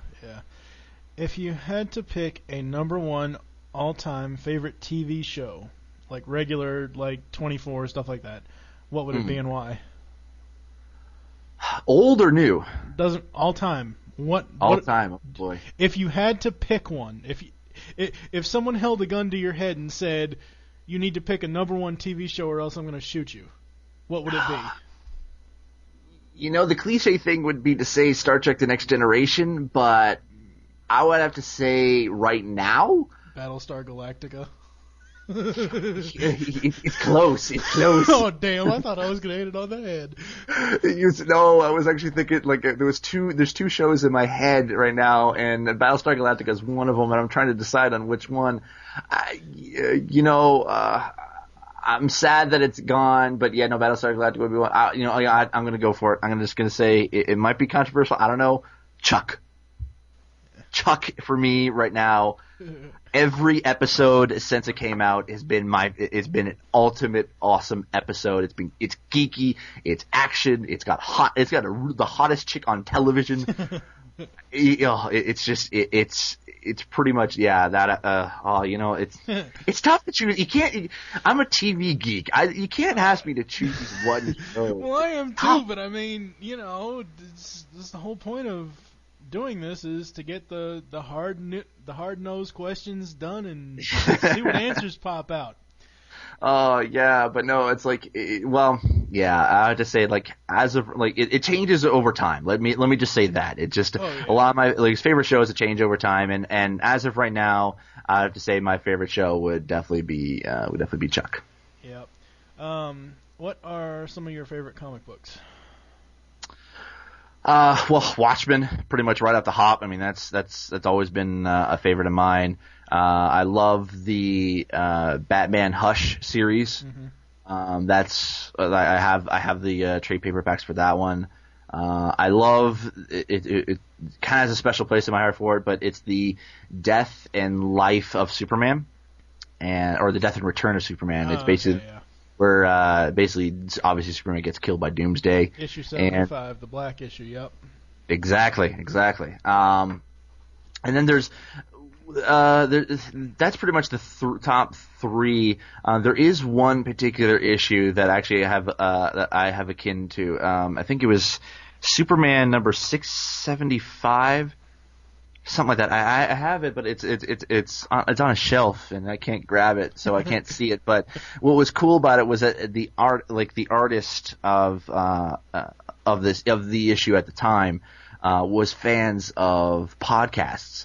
And he actually had on one particular panel where there was basically, it's kind of funny how that happened, but there's this one panel where there's a bunch of like teenagers stealing, like looting stuff, and there was basically on each of these teenagers there you can see the logo for This Week in Tech, you can see the logo for Command N, which is and also Hack 5. You can see all three of those logos distinctly in that one panel. And the thing is, I'm friends with every single one of those people on each of those podcasts. So, and I'm good friends with all of them. And it's just amazing. It's like, super. I actually had to go out and get, like, I don't read Superman regularly issue by issue, but I had to go out and actually get that just so I could be able to have that and say like, hey, my friends are in there. And it was pretty cool. Yeah, I think I only have 5 comic books right now. I have the original 4 independent issues of DC versus Marvel, and I have the last year's Transformers BotCon comic. Nice. Next question would be, are you a Marvel or DC guy, or do you prefer more independent comic publishers? I'm a huge fan of the way the independent publishers are doing, like they're doing their stuff right now. Dark Horse has always been really good for like Star Wars and stuff like that. Top Cow also is pretty good. I would have to say though, I mean, I love independent stuff, but nothing draws me in more. It used to be DC, because I'm a huge Batman fan, and I'm a huge Superman fan. Green Lantern, it's just Green Arrow, all those pretty much were summed up my childhood. But lately, more for the character development has been Marvel, because what got me back into Marvel was basically reading Civil War. Even though it was a huge event book and nothing really kind of changed after, especially Spider-Man. Because the thing is, in Civil War, Peter Parker revealed that he was Spider-Man in Civil War. Like, he revealed to the entire world. But then what happened was, like, as soon as Straczynski finished his run on Spider-Man, and another artist, or I can't remember the writer right now who actually did it, they retconned it and basically said, oh yeah, that whole thing about Peter Parker revealing he's Spider-Man, yeah, that's all gone. It doesn't exist anymore because of magic. And I'm like, oh, you can't do that.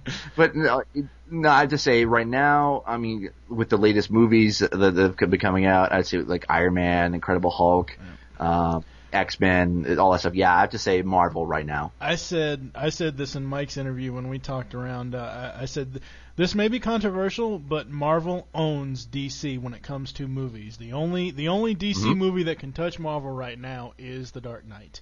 Other than that, Marvel owns the movie stuff. Well, I mean, that's the thing. It's like, yeah, I definitely agree. Lately, that Marvel owns as regards to movies, because they've always come out with really good, consistent movies. Some are hit and miss here and there, but there's a lot more hits than there are misses with Marvel. And I agree. Yeah, DC with Batman Begins and Dark Knight, those two were really high up there. But the thing is, DC used to rule the roost back in the day. I mean, I remember we had 1989's Batman. We even had even before that, a decade earlier, with the Superman movies. Yep. It was just those were the iconic movies of all time. Yep. And it's just it just sucks that right now there's DC's lacking and behind. And I really hope they can be able to build something up and because with the success of the Dark Knight and they need to build something up new and something cooler. And they'd really be able to kind of put Marvel in its place. And I think a lot of that has to go with Warner Brothers, because Warner Brothers hold the franchise of DC for the longest time. Yeah. And I really think that if DC can be able to create its own studio like Marvel did and just only allow the Warner Brothers to distribute the movies, that I think they could definitely be able to do a really good job with it. And it just sucks that it's basically stuck with Warner Brothers brass, that they're not allowing people to be able to create the movies that we want to see, which – I mean, the good thing is they gave Christopher Nolan a free rein to do whatever he wanted with the Batman franchise, and I hope that that the brass at Warner Brothers are kind of lightening their tight grip on the DC universe and maybe try something new. And I don't know. I remember the Green Arrow was Green Lantern was going to be a movie, and now that's gone. The Superman was going to do another Superman Returns sequel, which that Superman Returns sucked. Yes. It was good, but it was boring. Superman Returns was a heaping pile of dog shit. That's exactly what it was. Yeah, I mean, with Superman Returns, it was an okay movie for what it was. I mean, it was a good attempt by Bryan Singer to be able to bring back obviously the Man of Steel, and it worked. But the thing is, though, what really kind of irked me a lot in that movie was you have a movie about Superman. Superman does not throw one punch. In the entire movie, he does not throw one punch. All you see him is fly. You see him lift stuff. Yeah. That's all you do. You don't see him do anything else. The problem... That's not Superman. Go ahead. I was saying that's not Superman, because it's Superman, you gotta fight. You gotta fight something. You gotta punch and have people go through walls and stuff. That irked me a lot. Other than Kevin Spacey and Brandon Routh as the two main characters, the problem with Superman Returns is, number one, the writing, because they made Superman into a stalker. That's what they did. Exactly. That's exactly what they did, and it just doesn't work. Yeah, anyway. And Superman in a hospital bed, no, that never happens. No. In the ER, that does not happen. No. This isn't like a number one overall whatever, but who are some of your favorite actors and actresses? Favorite actors and actresses. I mean, well, Samuel L. Jackson's one of them. I always enjoy seeing any film that he's really in. Wow. I'm trying to think there now. Actresses. I like Elizabeth Banks. She's always pretty really good. Ooh, jeez, you're putting me on the spot here. The thing is, I have a whole list, and it's Michael J. Fox would be one as well. Jack Nicholson, Tom Hanks, always been a favorite. I actually do like. Oh shoot, I had the name I do like Tom Cruise to a certain degree, like his earlier stuff. Yeah. Was really good. Not so much his later stuff, because it's just before he gone crazy. Other than the Mission Impossible stuff, I don't like any of his newer stuff either. Yeah, exactly. I agree with you on that one. Greg Grunberg, love him. Bria Grant from Heroes. I love anything that she's in. It's just tough to decide. I don't know. I have a whole list and Patrick Stewart, Will Wheaton, anything along those lines, Leonard Nimoy, Zachary Quinto, I can't choose. Yeah, we're not even going to get into a Heroes discussion, because that's just going to be a huge debate. Oh boy. I hate Heroes. Zero. I like it. Anyway, switching gears a little bit. Mm-hmm. What do you think of all this social networking stuff? like MySpace and Facebook and Twitter. Twitter is awesome. Wait, MySpace still exists? Oh, yeah. No, you know what? Same way I am too. Yeah, I mean, the thing is, I'm not in the really like knocking MySpace is pretty easy to do nowadays. But I mean, as far as your own personal profile on MySpace, yeah, it's pretty crappy. But as far as bands and stuff like that, it's really good for that. Oh yeah, that's all I use it for. Exactly, for musicians and stuff like that, it's perfect for it.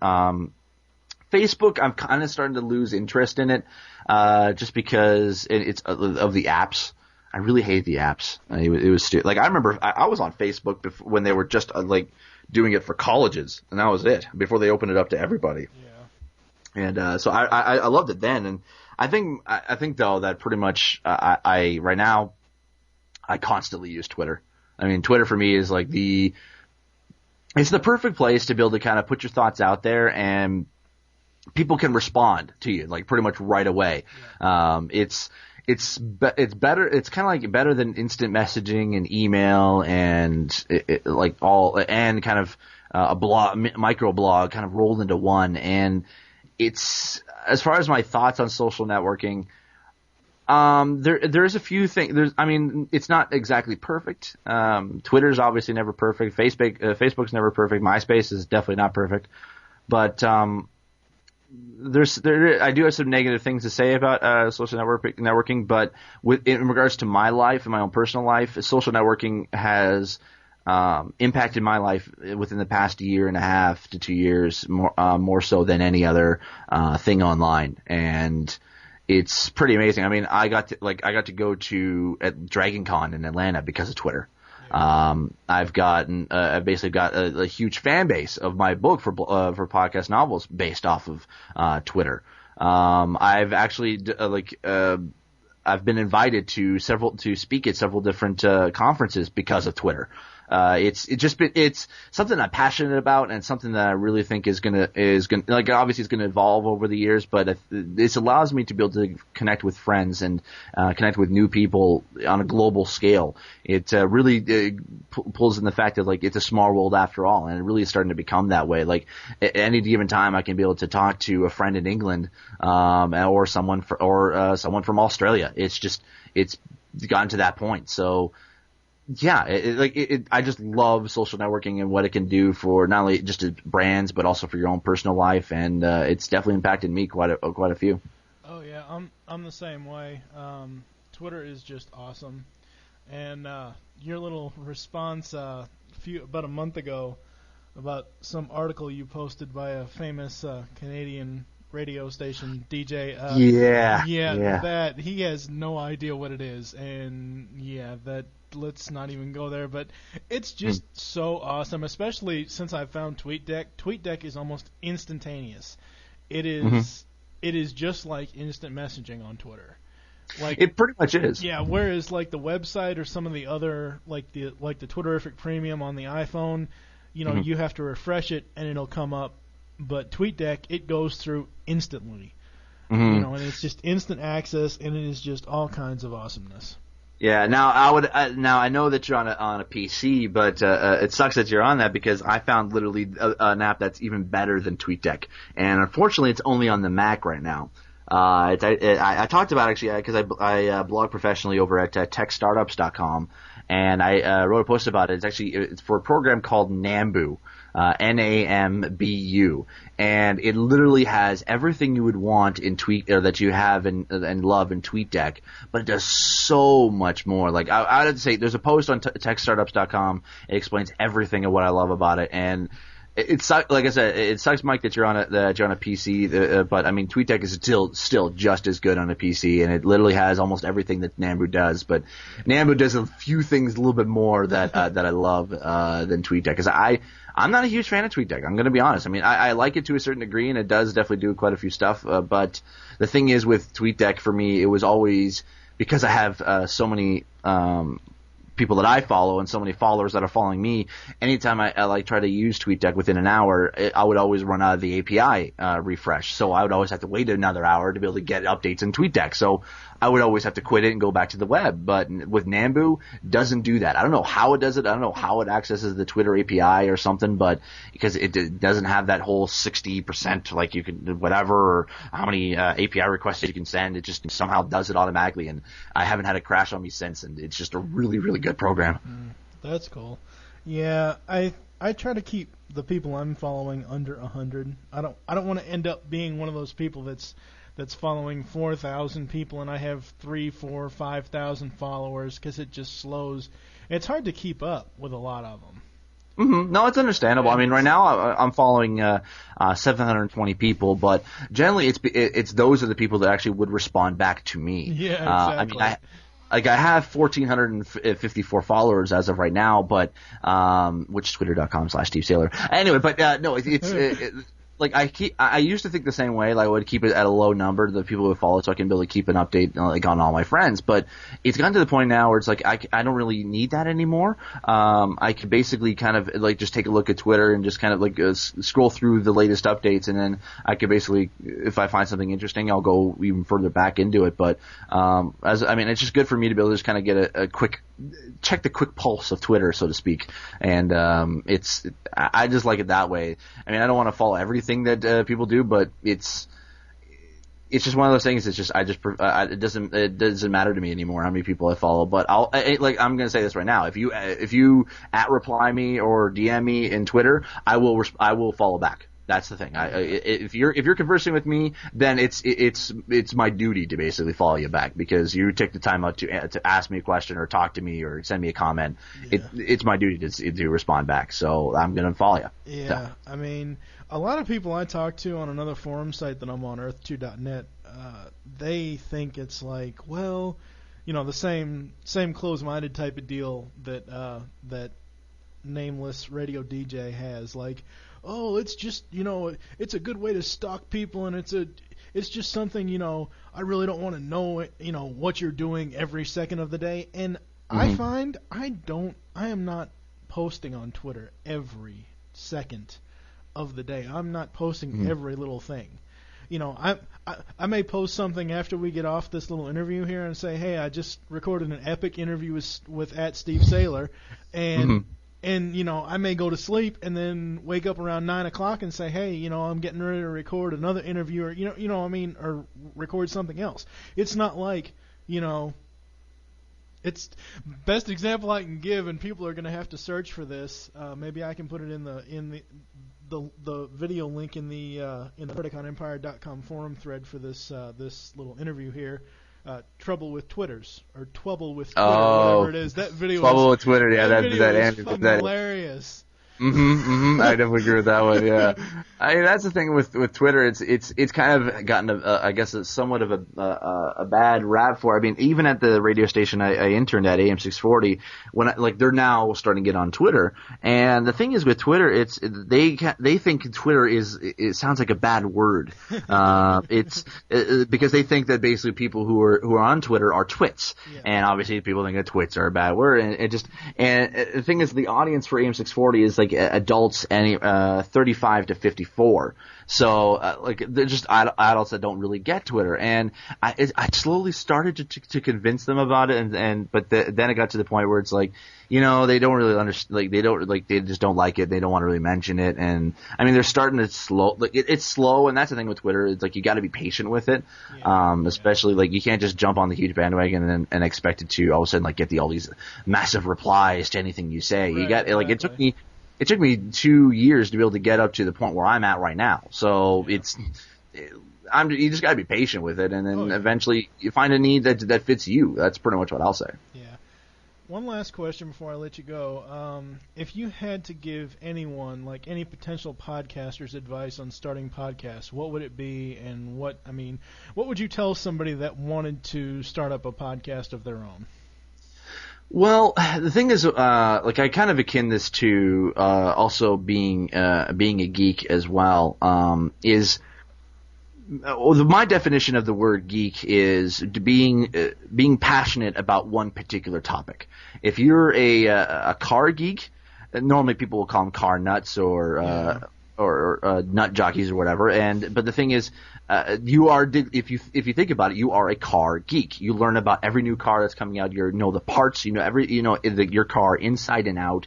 You're a car geek, and it's like you could be a knitting geek, you can be a toy geek, you can be a comic book geek, just anything along those lines. And it's the same with the podcasting. It's whatever you're passionate about, that's what you should do a show on. It's because the best quote I've ever heard is from David Lawrence. He used to be a radio show host in California, but a tech radio show host. But now he did a guest star stint on Heroes. But he basically said at one point, if you're interested, you'll be interesting. And that's the thing that's the kind of a quote I live my life on, is that if I'm passionate about something, if I'm interested in a particular topic, people are going to find that, and basically they're going to think that you're interesting, and they're going to want to listen to you. So if you're passionate about like baseball cards, do a baseball cards podcast. If you're passionate about music, do a music podcast. Just whatever you like and you know a lot of. There's other people that are exactly like you that they're going to want to learn more about it and be able to kind of converse with you. And so that's what I would say. That's my ultimate best advice is do whatever is passionate, whatever you're passionate about. And basically and also to be patient too. It's passion and patience, because you gotta be, don't expect to be a hit right out of the gate. Yeah, it's going to take you a while to be able to get good. It's going to take you a while to be able to kind of build up your audience. It took Twig 2 years to be able to get to where we're at right now. And by all means, we're not a huge podcast, but I mean, we're basically a medium-sized podcast at this point. But still, you got to be patient. You got to be still passionate about what you do. And if you produce good content, being passionate about what you're doing, and you're patient with it, yeah, you're guaranteed you'll get a huge audience. Yeah, that's the other thing. That's the same thing with me. When I started TFG1, those first 6 regular where I'm reviewing the shows, the cartoon shows, the first 6 or 7, 8 or 9 episodes are like really rough because first of all, one-man shows suck. Oh, agreed. If you can get yourself a co-host, it's always much better because I tried doing it solo and like guaranteed. Let's just say Twig would be nowhere right now if I didn't have a co-host like Mike, because it's the conversation that kind of draws people in. I mean, I've always had that. As a saying is like if you have a podcast and you have a best friend who's into the same stuff you are. Do a podcast with him him or her, because it's the best way to be able to. It makes it more fun for you too, because it really allows you to be able to, like, it doesn't feel like a burden to be able to do a podcast on your own. It's like, oh, I've got to record a podcast. But if you have a friend doing it, it's basically like recording like your conversations as you normally would have anyway. So why not record it and make it into a podcast? It just makes it more fun for you. Oh yeah, exactly. This actually just popped into my head. How did Twig jump the shark? Oh God! Wait, are you talking about the show Jump the Shark? Yes. I was combining the two. Right. Okay. Well, I don't think we've jumped the shark as of yet. Although Dave's Double D's rants have are getting to that point. It's getting to the point where we're not even sure where Dave's gonna we don't even know what he comes up with anymore. It's at the point where it's like we think we have an idea, but he just kind of throws something that's completely off the wall, and we just don't even bother even telling him what to do. He's basically, just go nuts and do whatever it is you want to do, and he's kind of become that, but it's still just as awesome as ever. Dave needs to go out to California, out to Hollywood, to see if he can get himself some voice acting gigs, because he is an awesome voice actor. He definitely is. His Arnold is almost spot on. Yeah, it was funny because him and I we're kind of known, at least in our area, for doing a lot of the voice stuff. and me more kind of so for like narrators and stuff like that. And I can definitely do kinds of voices. But him and I were actually looking into pursuing a voice acting career professionally. And him and I, we love doing voices, and the best time, like, we've never actually recorded this, but the best conversations we would ever do is anything Dave and I, we would do the Arnold impression together. Basically, just he would do his and I would do mine, and we would always have tons of fun doing that. You guys have to record that for Twig. I think, yeah, you know what, I'm gonna, now I'm thinking about it, I think I want to pitch it to Dave. It's like, Dave, you know what, let's record a rant where basically you and I are doing our Arnold voices, and I think that'd be tons of fun. Do you have anything that you want to tell us about as far as upcoming for you or upcoming for Twig? I know Mike said he's going to be traveling a lot. Yeah, he's going to be traveling quite a bit because he's obviously doing stuff for like the Game Heroes and for Twig and stuff as well. As far as me, I'm basically kind of become the main host of Twig DVD commentaries, which I'm loving to do. I love doing those every single week. Obviously, I'm doing Jump the Shark, running that on Twig right now, and I also run the website of thisweekgeek.net. And as far as personally, I mean, I'm basically looking into doing some voice stuff. I just got asked to technically audition, but kind of asked to be able to be a part of another Star Wars fan audio drama. Because I did one back last year called Star Wars Codename Starkeeper. It's run by another good friend of mine, Jim Perry. You can find it actually indianajim.net. You can find my little stint there as basically I was the main villain for that one, and because of that, I got asked to do another one. So I'm looking forward to possibly doing that. Basically, I'm also going to be doing some more writing over the summer. I would expect another podcast novel of mine. Probably some. I hate giving kind of deadlines because I'm terrible at deadlines lately for podcast novels. But expect a new one. I'm going to hopefully by this year. That's what I'm going to hopefully do over the summer. And So then Twig is still just going to go strong, and we're got other cool stuff that I can't talk about right now, but. Expect cool things coming up in the future. Yes. Speaking of your writing, I have to ask, since you brought it up, what the hell do you do at Starbucks all the time? Well, originally I used to go to Starbucks a lot to be able to write, because I wrote my first podcast novel, Black Shadow, in Starbucks. I would bring my laptop and I would just go and sit there to write. It's weird for me. I can never seem to write at home because there's too many distractions. That like obviously like watching DVDs, playing video games, watching TV, that kind of deal. But when I'm at Starbucks, when it's only just me and a laptop and the internet to keep me company, it can, at times basically that's the only distraction I have, and I can pretty much just sit there and write. I've been able to sit there and for about 2 to 3 hours and be able to write like 2,500 to 5,000 words within a given stint at Starbucks. So anytime that if you follow me on Twitter, anytime you see me saying I'm going to Starbucks, about 95% of the time it will be because I'm going to be writing. It's just pretty much my place of choice to do that. Yep.